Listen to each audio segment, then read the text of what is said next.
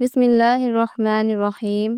السلام علیکم ناظرین، کیا آپ جانتے ہیں کہ کچھ لوگ ایسے بھی ہیں جنہیں قبر میں سوال ہی نہیں کیا جائے گا؟ جی ہاں، فرشتے ان کے پاس آئیں گے مگر ان سے کوئی سوال نہیں ہوگا۔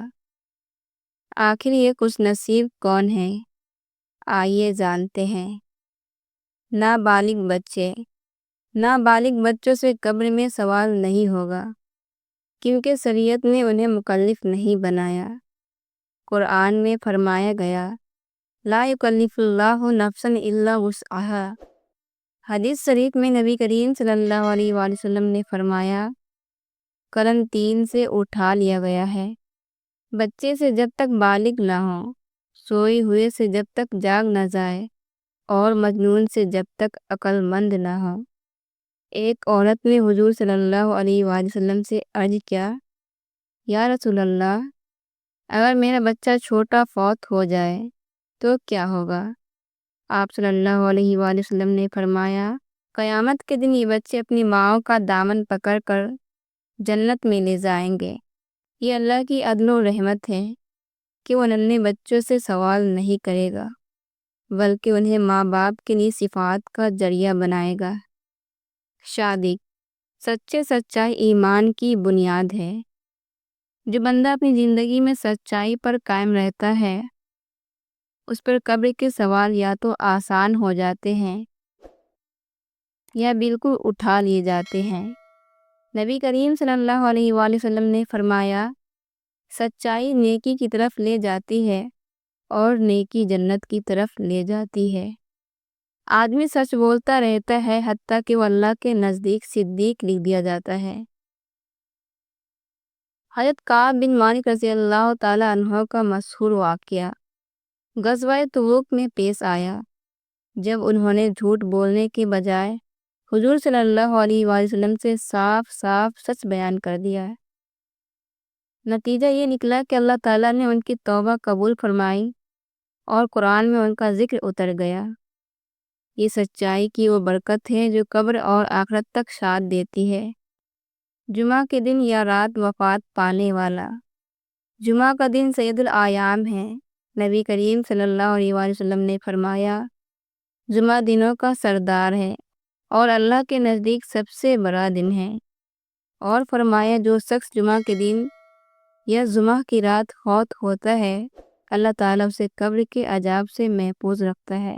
حضرت عبداللہ بن عمر رضی اللہ تعالیٰ عنہ سے روایت ہے کہ نبی کریم صلی اللہ علیہ وآلہ وسلم نے فرمایا، جمعہ کے دن ایک ایسی گھڑی ہے جس میں مسلمان جو بھی دعا مانگتا ہے اللہ اسے قبول فرماتا ہے۔ اس لیے علماء کہتے ہیں کہ جمعہ کے دن وفات پانے والے پر اللہ کی خاص رحمت ہوتی ہے، وہ قبر کے سوال اور عذاب سے محفوظ رہتا ہے۔ سورہ اخلاص پڑھنے والا۔ قرآن کی محبت قبر اور آخرت میں نور کا سبب ہے۔ سورہ اخلاص توحید کا اعلان ہے اور یہ قرآن کے 1/3 کے برابر ہے۔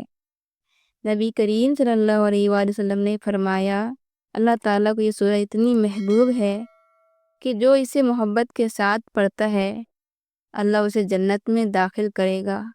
ایک صحابی ہر نماز میں سورہ اخلاص پڑھا کرتے تھے۔ لوگوں نے کہا، یہ چھوٹی سورت ہے، تم بار بار کیوں پڑھتے ہو؟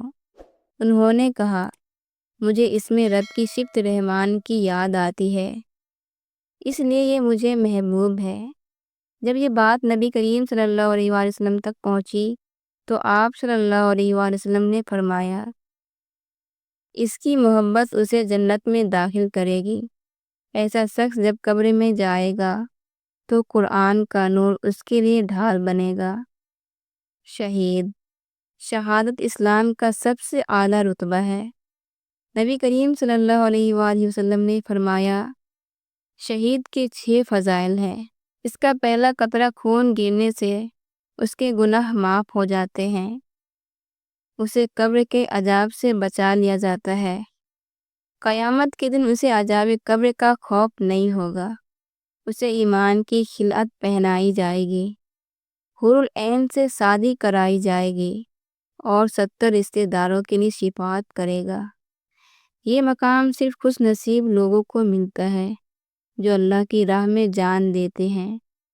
ہمیں چاہیے کہ اپنی زندگی کو سچائی، قرآن کی محبت، جمعہ کی عظمت اور شہادت کی دعا سے بھر دے تاکہ قبر کی سختیاں آسان ہو جائے۔